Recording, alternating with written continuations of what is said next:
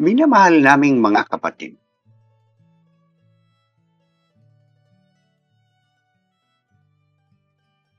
magandang umaga. Ito ay Sabado, Agosto 31, 2024. Ako ay napakasaya na maging bahagi ng predestinadong binhi. Linggo-linggo ako ay kinukontak ng mga pastor mula sa buong mundo. Nagagalit sila dahil binabasa ko ang liham ng pagtitipon ng mga agila mula kay Brother Joseph Branham at sinasabi nila na wala siya sa salita. Namangha ako na marinig ng mga pastor na mali ang pagsipi sa liham at tahasang nagsisinungaling tungkol sa nilalaman ng mga liham mula kay Brother Joseph Branham. Anumang sipi mula sa mga tape na natatanggap ko mula sa mga kritiko ay ganito ang sabi ng Panginoon sa akin. Naniniwala ako sa lahat sa bawat tape. Gusto ko ang mga tape. Walang quote ang lumalaban sa isang pang-quote. Ito ang Biblia sa akin. Bakit? Dahil ang tinig ng Diyos ay nagsalita sa pamagitan ng mensahero. Nang ipakita ko ang mga pastor na kritiko sa tape kung saan sinabi ng mensahero ang mga bagay na ito na binanggit sa mga sulat ng agila, iniba nila ang usapan. Tinanong ko ang mga kritikong pastor, naniniwala ba kayo ngayon sa sinabi ng mensahero? Hindi sila sasagot.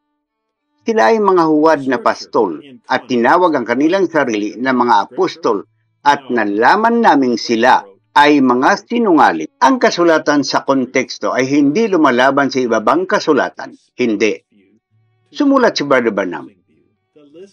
Kung ang isang punto ng katotohanan mula sa salita ay dumating at ang isang tao ay nagsisikap na ipinaliwanag ang kanyang pananaw sa isa na may salungat na pananaw, ang nakikinig ay hindi nakikinig upang siya ay matuto, ngunit nakikinig lamang upang pabulaan ang sinasabi.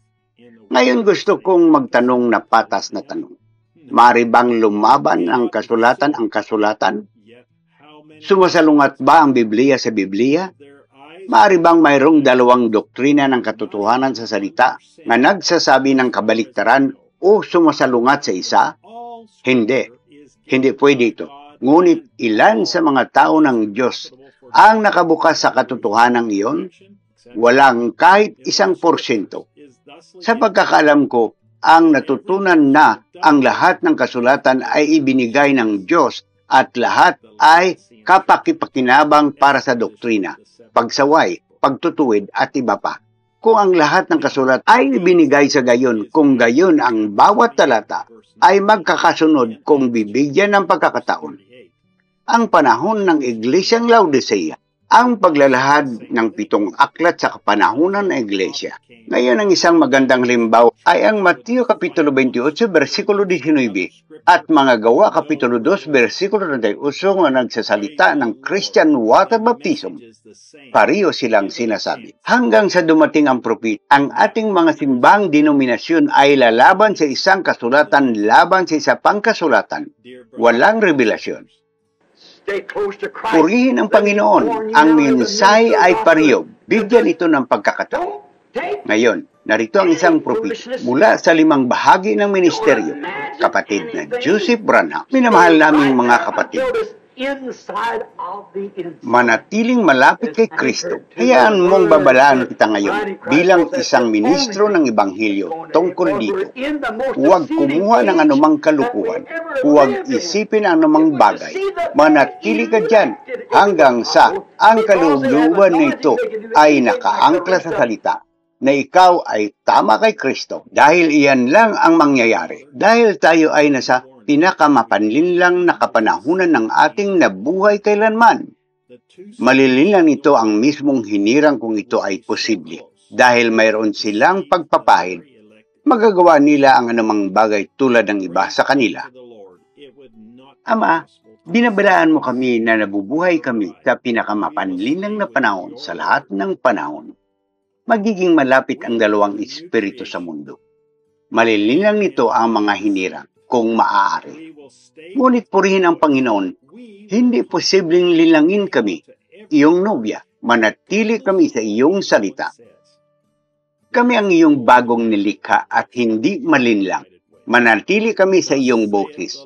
Kami ay maglalagay ng bantas at mananatili sa bawat salita. Anumang ang sabihin ng sinumang, walang ibang paraan maliban sa iyong inalaan na daan. Ganito ang sabi ng Panginoon sa mga tape. Noong narito ang iyong propeta sa lupa, alam niya kung gaano kahalaga para sa nobya na marinig ang bawat salita na binigkas. Kaya pinag-isa niya ang iyong nobya sa pamagitan ng isang kabit ng telepono. Pinagsasama-sama niya kami sa paligid ng iyong pinagtibay na boses ng binibigkas na salita. Alam niyang wala nang hihigit pang pagpapahid kaysa iyong tinig. Sa mga alon ng teleponong ito, naway ang dakilang banal na espiritu ay pumasok sa bawat kongregasyon. Naway ang parehong banal na liwanag na ating tinitingnan dito mismo sa simbahan, naway mahulog ito sa bawat isa.